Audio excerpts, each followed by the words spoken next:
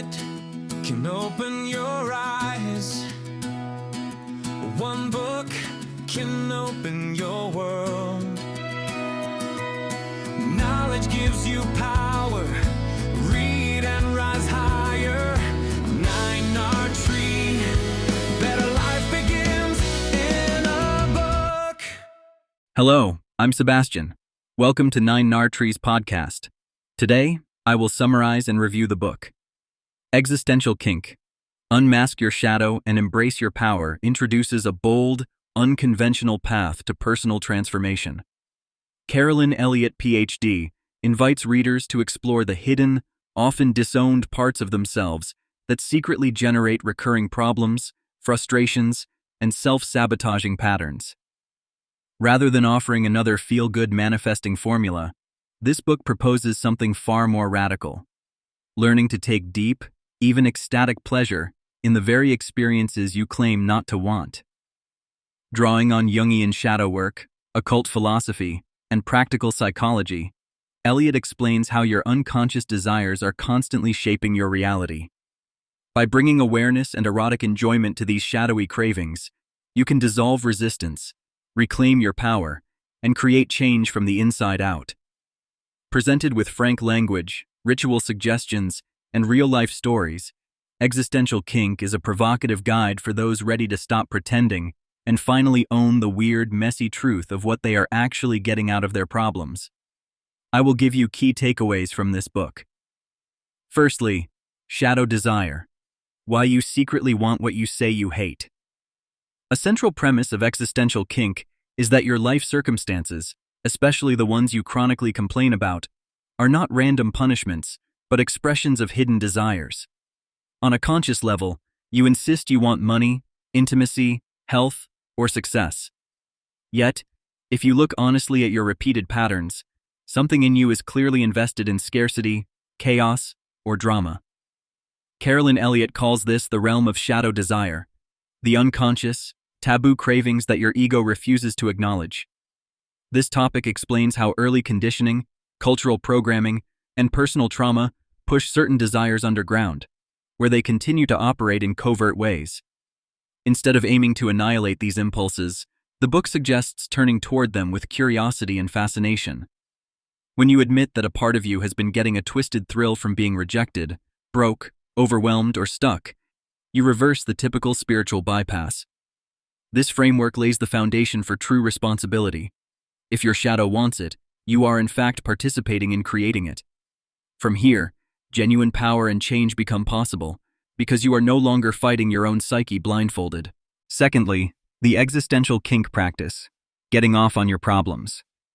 The signature method in the book is the existential kink practice, a structured way to experience intense pleasure in the very situations you usually resist.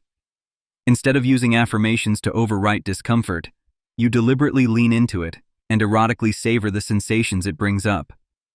Elliott describes a ritual-style process. You choose a recurring problem, feel it in your body, and then consciously fantasize that you are getting exactly what you secretly crave through this problem. For example, if you continually attract unreliable partners, you might discover a hidden enjoyment in feeling superior, victimized, or righteously disappointed.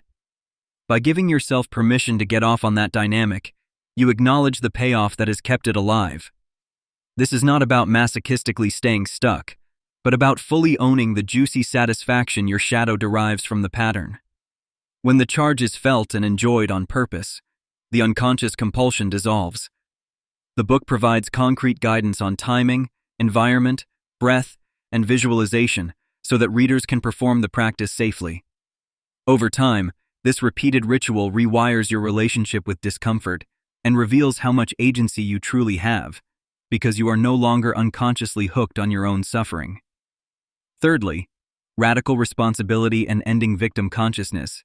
Existential kink demands an extreme level of responsibility. If something persists in your life, some part of you is getting a kick out of it.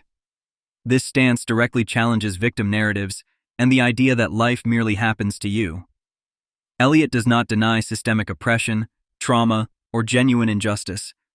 Rather, she distinguishes between acknowledging external factors and remaining trapped in chronic powerlessness. This topic explores how the book reframes responsibility as erotic authorship. You stop asking, "Why is this happening to me?" and start asking, "How am I secretly enjoying this? And what does that reveal about my desires?" In doing so, you shift from moral judgment to energetic curiosity. Even shame, jealousy, and self-pity are treated as portals to deeper desire. Radical responsibility also includes owning your magic, your capacity to influence reality through attention, emotion, and ritual. Instead of using spiritual tools to chase only pleasant outcomes, you use them to integrate all parts of yourself.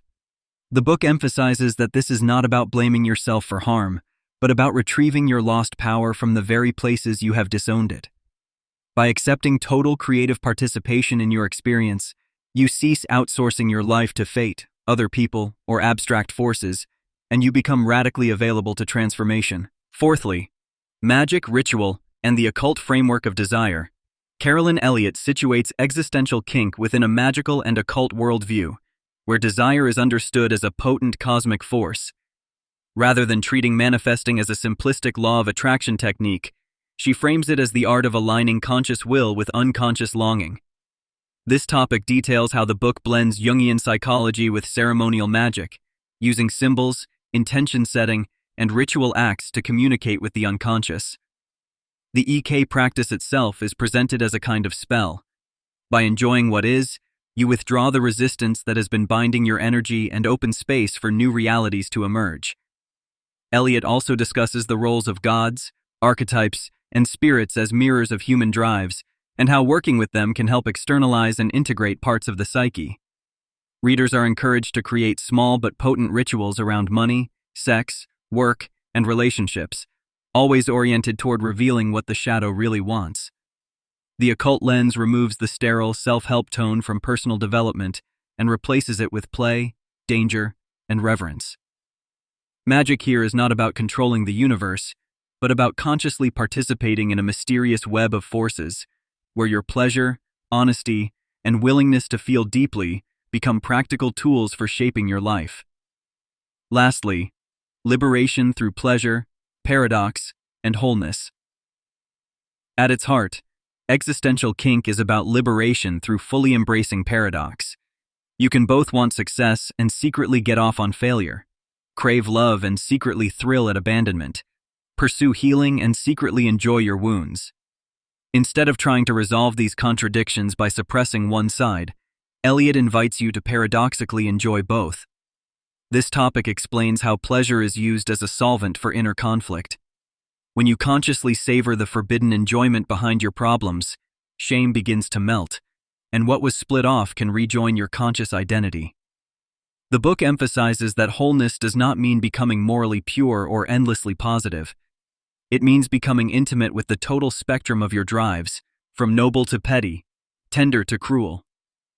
Over time, the compulsive edge of destructive patterns fades, because they are no longer the only way your shadow can taste its desired feeling.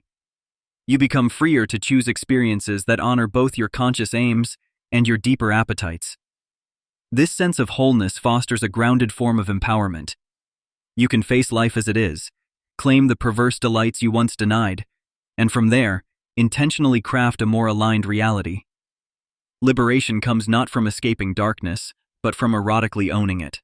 In conclusion, Existential Kink is especially suited for readers who have tried conventional self-help, therapy, or manifestation techniques and still feel stuck in repeating patterns.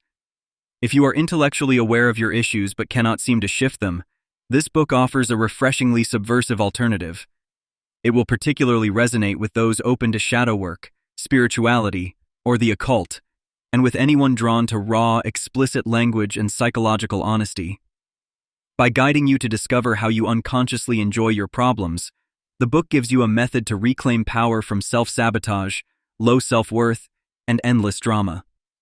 Its blend of ritual, introspection, and paradoxical pleasure goes beyond surface positivity, allowing genuine transformation at the root level of desire.